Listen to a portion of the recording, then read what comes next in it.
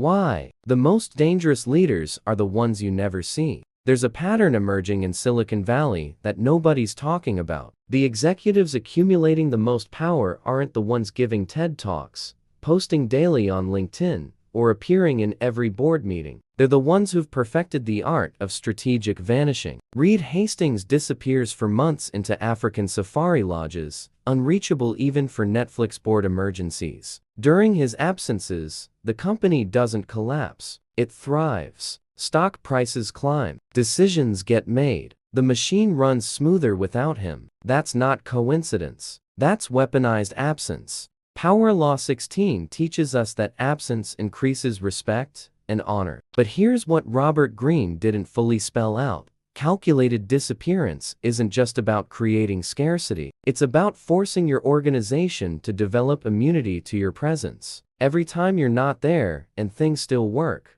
you prove you're building something bigger than yourself. Every time you vanish and return to find progress, you've created leaders instead of followers. That's multiplication of force, not delegation. Ancient Viking warlords had a brutal tradition. They disappear before major battles, leaving their commanders in charge. If the battle was won without them, those commanders earned status but remained loyal. If the battle was lost, the warlord returned to save the situation, cementing their necessity. Strategic absence as both test and trap. Modern CEOs are running the same play in boardrooms instead of battlefields. They vanish to see who rises, who crumbles, who betrays. Here's the psychological warfare happening. When you're constantly available, you become a crutch. Your team stops developing decision-making muscles because you're always there to flex yours. They bring you problems instead of solutions because they know you'll solve them. Your presence breeds dependency. Your absence breeds capability. But you have to be ruthless enough to let people fail in your absence. That's where most leaders crack. There's a conspiracy theory in executive circles that top-tier CEOs are trained in these techniques by shadowy consulting firms that never advertise their services, firms that teach the dark arts of organizational control through strategic abandonment. Real or not, the results are identical. Leaders who understand that omnipresence is weakness disguised as strength. Oprah Winfrey built her empire by disappearing at peak moments. Right when her show was biggest, she'd vanish for spiritual retreats that lasted months. Her team panicked initially, then performed beyond expectations. She'd return with fresh vision while they'd return with proven independence. That's not balance. That's calculated multiplication of power through enforced growth. Devastating practical action.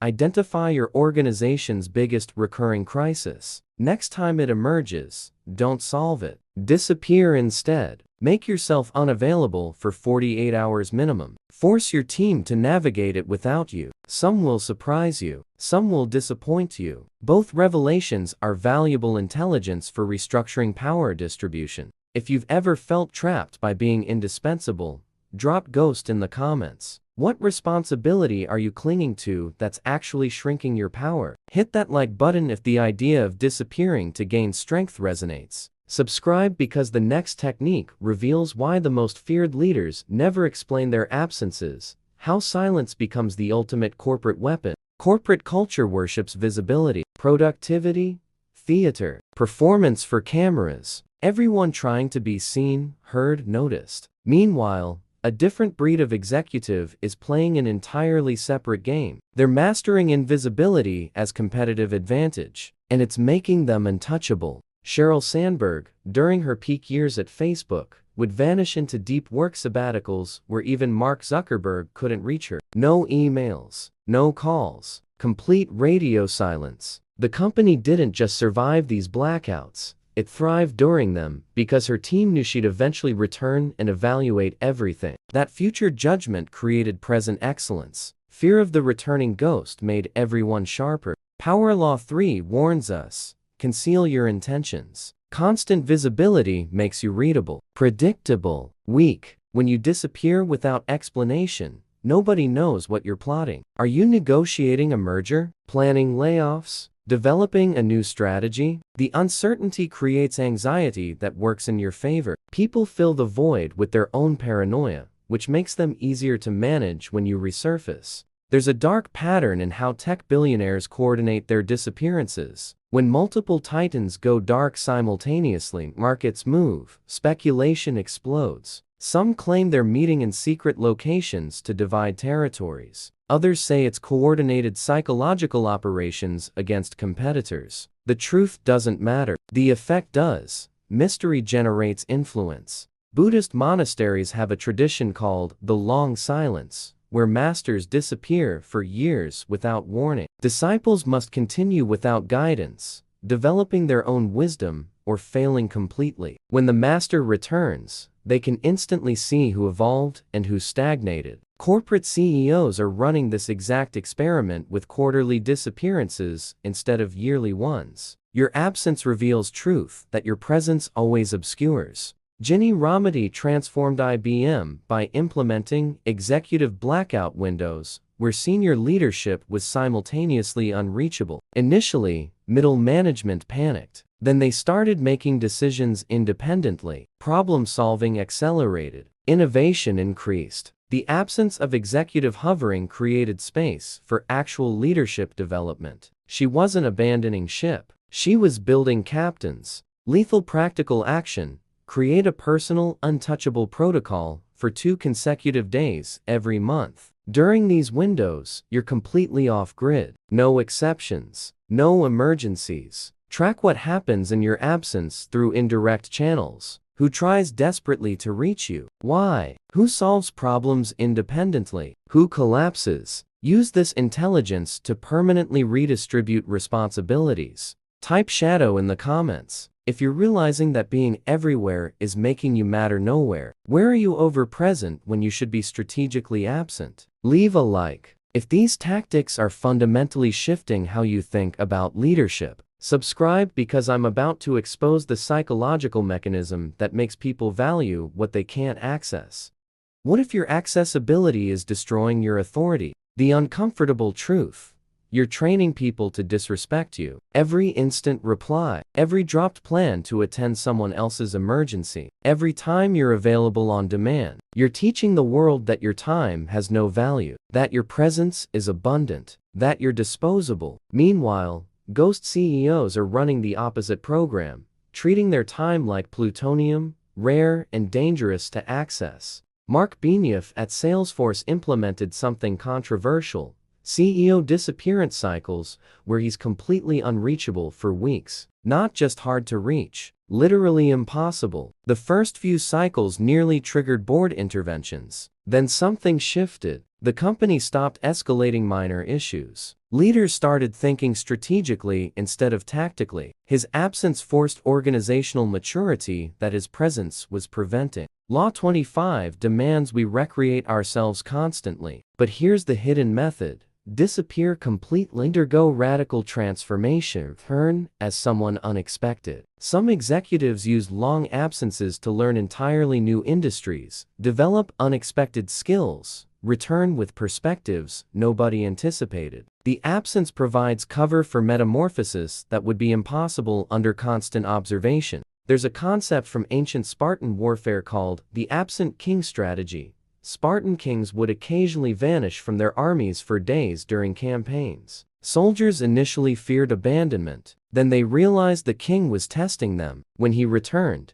he knew exactly who maintained discipline, who panicked, who tried to seize power. Absence as intelligence gathering. Modern executives are running this play in corporate settings. The darkest aspect, strategic absence, lets you observe the game from outside. When you're playing, you have blind spots. When you're absent, you see everything. Alliances forming, betrayals brewing, incompetence exposing itself. You return with informational advantage that constant presence never reveals. You're not abandoning your position. You're gaining perspective that's only possible from distance. Research from the 70s on artificial scarcity showed people pay up to 400% more for items made arbitrarily difficult to obtain, even when they're identical to easily available ones. Your time follows the same brutal economic law. When you're always available, you're the common shelf item. When you disappear strategically, you become the rare object everyone desperately wants.